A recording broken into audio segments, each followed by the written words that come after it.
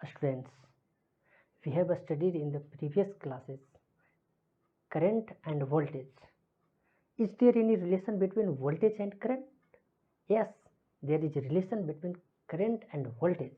The relation between voltage and current is stated by the George Simon Ohm, a scientist of Germany. And this statement is known as Ohm's law. तो विद्यार्थी, आज हम Ohm's law के बारे में अध्ययन करेंगे। तो ओम्स लॉ क्या होता है, इसे जानने का प्रयास करेंगे।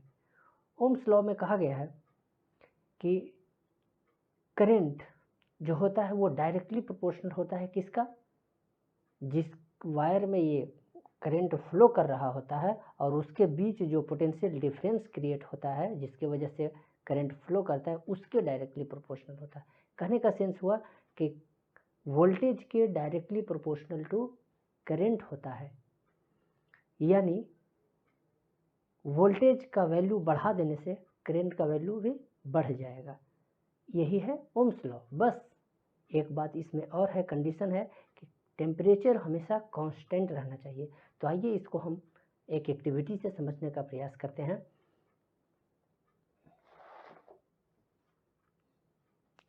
मान लेते हैं कि एक कंडक्टिंग वायर है जिसमें R एक रेजिस्टेंस है, ये रेजिस्टेंस है यहाँ पे लगा हुआ, और इस रेजिस्टेंस के अक्रॉस एक वोल्टमीटर लगा देते हैं जिससे हमें वोल्टेज के बारे में जानकारी होता रहेगा। यहाँ पे आमीटर भी एक लगा देते हैं जिससे करंट के बारे में जानकारी मुझे मिलेगा। एक यहाँ पे प्लग की लगा देते हैं।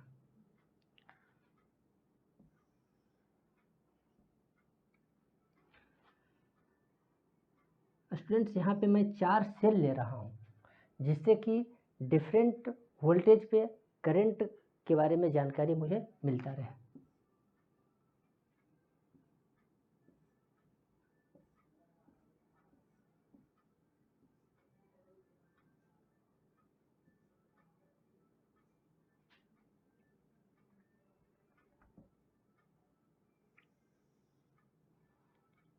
बारी बारी से इसको कनेक्ट करेंगे, यहाँ से, कभी यहाँ से और यहाँ से।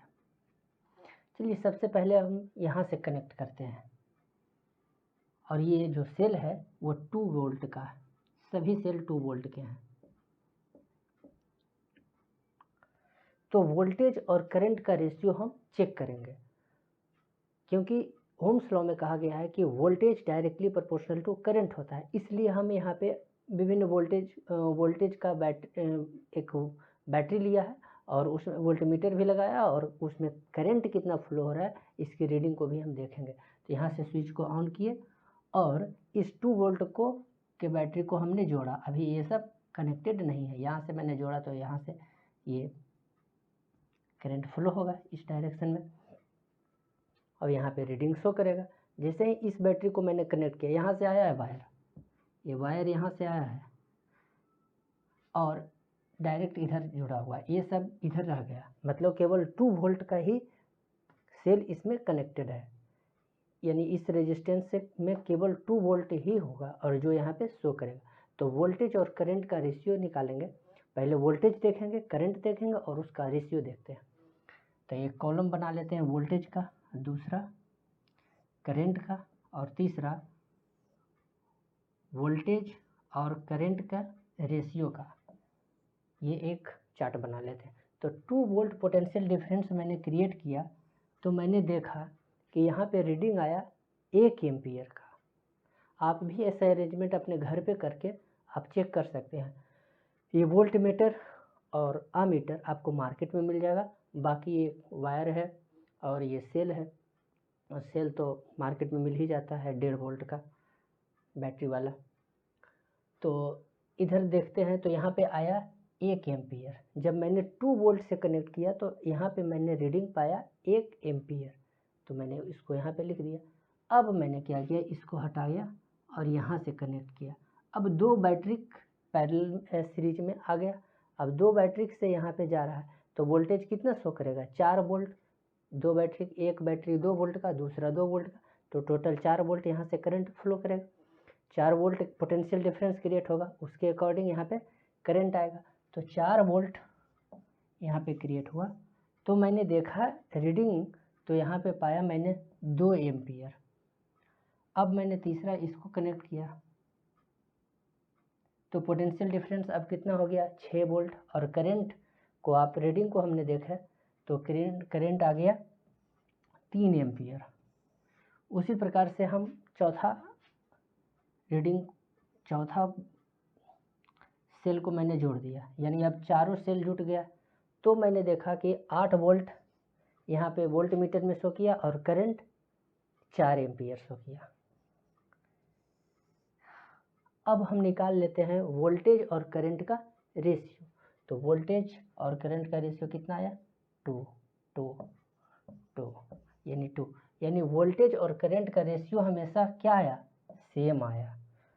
वोल्टेज और करंट का रेशियो जो आ रहा है वो हमेशा सेम ही आ रहा है। यानी यहाँ से हम इस चार्ट से हम एक कंक्लूजन निकाल सकते हैं कि V,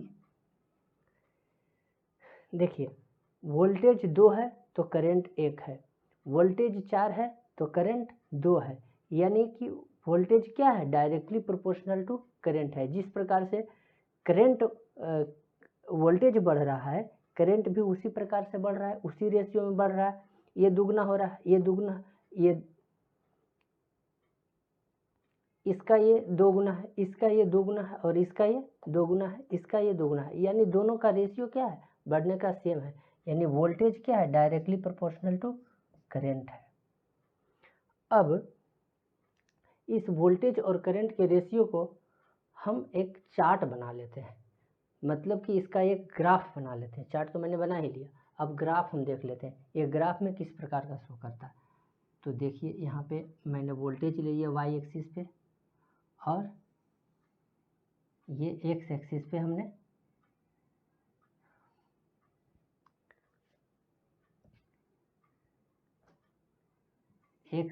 हमने करंट को ले लिया, ठीक है। तो यहाँ पे इंडिकेट करते हैं 2 4 6 8। उसी प्रकार यहाँ से करंट को शो करेंगे 1 2 3 4, इसी प्रकार से। अब हम देख लेते हैं इसको हम कहाँ पे शो कर रहा है। यदि 0 वोल्ट पे हम करते हैं तो करंट क्या फ्लो करेगा, 0, तो ये यहाँ आया 0। अब 2 वोल्ट हुआ तो करंट कितना है, 1। 2 वोल्ट पे 1 करंट हो रहा है, यानी 2, और इधर से 1 यहाँ पे आया। फिर जब 4 वोल्ट आया तो यहाँ पे करंट कितना हो रहा है, 2 फ्लो हो रहा है, तो ये 2 और इधर से 4, यानी यहाँ पे आया। जब 6 आया तब यहाँ पे ये कितना आया, 3, यानी यहाँ ये। और फिर जब 8 वोल्ट पोटेंशियल डिफरेंस क्रिएट हुआ तो करंट कितना फ्लो हो रहा था, 4। अब हम इन सबको मिला देते हैं बिंदु को।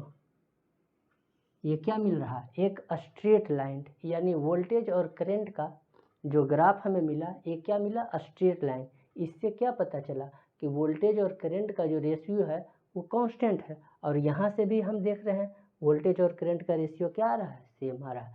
तो ये ग्राफ से और ये चार्ट से, दोनों से मुझे पता चल रहा है, क्योंकि इसी की मदद से ये खींचा गया, तो पता चल रहा है कि वोल्टेज और करंट का जो रेशियो है वो कांस्टेंट है। तो ये कांस्टेंट, जो कांस्टेंट है, उस कांस्टेंट का क्या नाम होगा, रेजिस्टेंस। तो यही voltage directly proportional to current है। तो इस प्रोपोर्शनलिटी को हटाने के लिए हम एक कांस्टेंट का प्रयोग करेंगे। तो V direct R equal to R I. आर क्या है, एक कांस्टेंट है, आर क्या है, एक कांस्टेंट है। इसी को क्या कहेंगे, रेजिस्टेंस है। यही रेजिस्टेंस है वायर का, इसी को रेजिस्टेंस भी कहेंगे।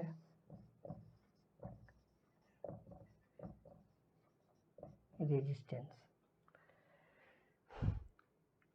तो ये रेजिस्टेंस है। रेजिस्टेंस का मतलब क्या हुआ, रेजिस्टेंस का मतलब हुआ कि किसी भी पोटेंशियल डिफरेंस को क्रिएट करने पर, करंट फ्लो होने पर, उस करंट के फ्लो होने में जो रुकावट पैदा कर रहा है, जो रेजिस्ट कर रहा है, वही है रेजिस्टेंस। और ये रेजिस्टेंस किसका प्रॉपर्टी है?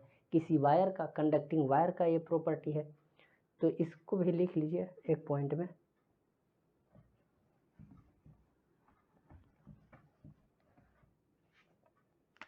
आर क्या है? एक resistance.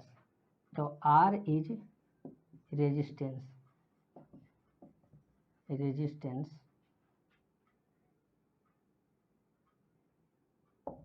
It is property of wire. R क्या है? एक रेजिस्टेंस है, और ये किसका प्रॉपर्टी है? वायर का। और ये करता क्या है? जो चार्ज फ्लो होता है, जिसके वजह से करंट बनता है, उसको रेजिस्ट करता है। तो it resist flow of charge, it resist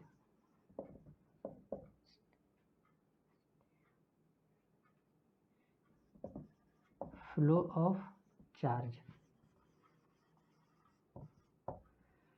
तो ये रेजिस्टेंस हुआ। अब ये जो रेजिस्टेंस है, इसका एसआई मात्रक भी होता है। पहले इसको देख लेते हैं कि V को लिखा हुआ है आर आई, यानी R को हम इस तरीके से भी लिख सकते हैं, V/I। ये तो यहीं से ही पता चला था। यानी R क्या है? R directly proportional to V नहीं कहेंगे, है तो देखने में तो लग रहा है, परंतु क्या रेजिस्टेंस तो कांस्टेंट है। रेजिस्टेंस को बढ़ाने से क्या वोल्टेज खुद बढ़ जाएगा? नहीं, ऐसा नहीं होगा।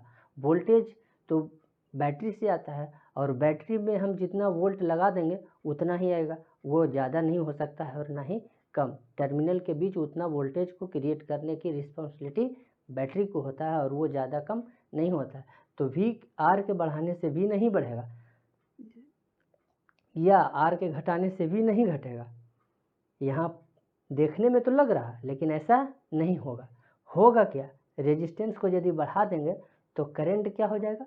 घट जाएगा।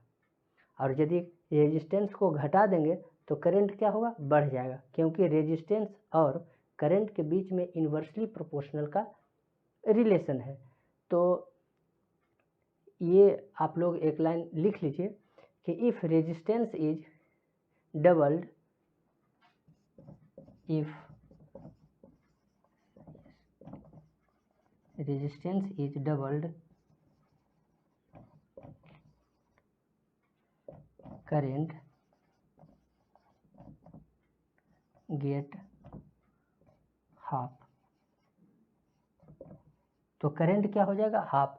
लेकिन वोल्टेज पे कोई प्रभाव नहीं पड़ेगा, क्योंकि वोल्टेज को बैटरी का संबंध वोल्टेज से होता है, और ये रेजिस्टेंस होने की वजह से करंट कम और ज़्यादा हो जाता है। तो ये करंट के बारे में रहा। अब करंट जो रेजिस्टेंस है, इसका एसआई मात्रक भी होता है, और रेजिस्टेंस जो प्रॉपर्टी है किसी वायर का, उसको हम माप भी सकते हैं। तो चलिए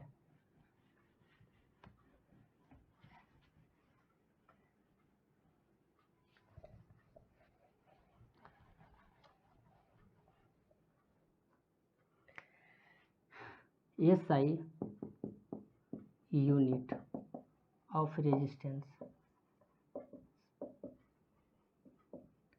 इज ओम। ओम कौन है? जो ओम्स लॉ को इन्होंने ही दिया, और उन्हीं के रिस्पेक्ट में जो है इस रेजिस्टेंस का यूनिट जो है ओम रखा गया है। और इसको रिप्रेजेंट किससे करते हैं? रिप्रेजेंटेड बाय इस लेटर से। इसको, ये एक ग्रीक लेटर है, और इससे रेजिस्टेंस को हम यूनिट के रूप में इसका हम प्रयोग करते हैं, ओम कहा जाता है उसको। अब ये R = VI है, तो हम एक ओम को डिफाइन करना चाहते हैं। तो एक ओम क्या हो जाएगा? जैसे रेजिस्टेंस की जगह पर एक ओम हमने लिखा, एक ओम = तो यहाँ पर क्या होगा, 1 वोल्ट और एम्पियर की जगह पर 1 एम्पियर हो जाएगा, 1 एम्पियर करंट। तो ये क्या हो जाएगा, क्या हो गया, 1 ओम डिफाइंड हो गया। 1 ओम को कैसे डिफाइंड करेंगे, if potential difference across the conducting wire is 1 volt and current passing through is 1 ampere, then resistance of the wire is 1 ohm। तो इसको आप लिख लीजिए।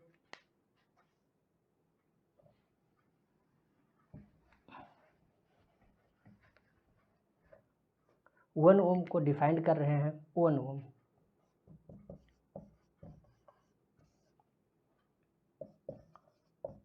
Potential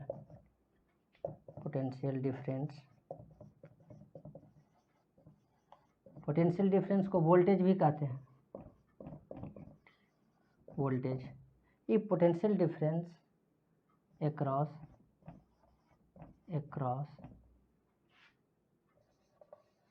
ends of the wire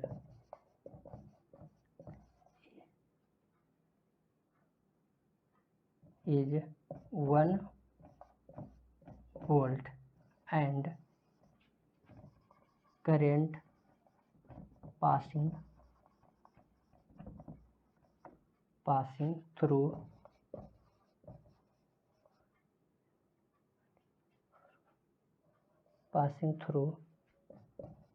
the wire is 1 ampere, then resistance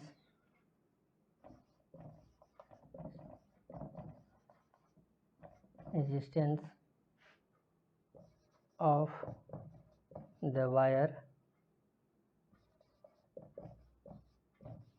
is 1 ohm। तो 1 ओम को भी define कर दिया हमने। तो ये आपका रहा टोटल ओम्स लॉ